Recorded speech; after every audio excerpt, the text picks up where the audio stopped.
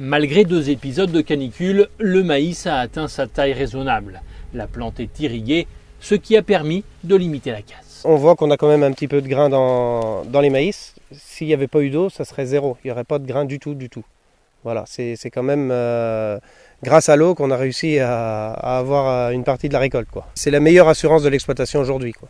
252 000 mètres cubes de cette assurance sont stockés juste à côté dans ce qu'on appelle ici une bassine.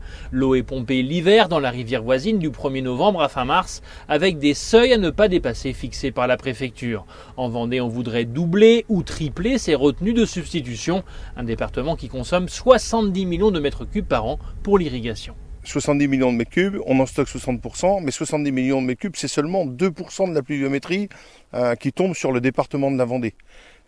Donc c'est évident que par rapport à des pays comme l'Espagne, nous on se dit mais il y a encore un énorme chemin à faire, puisqu'en Espagne ils sont au-dessus de 20% d'eau stockée l'hiver. Ces retenues de substitution, c'est un peu la fausse bonne idée, estime cette porte-parole d'Europe Écologie Les Verts. Ça paraît relativement logique, effectivement, prendre l'eau qui tombe pendant l'hiver pour l'utiliser pendant l'été. Jusque-là, on se dit que c'est plutôt une bonne solution.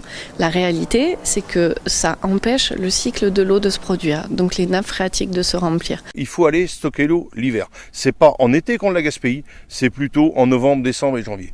Selon l'association France Nature Environnement, relever les seuils au-delà desquels il est interdit de pomper apporterait une réponse constructive à cette polémique.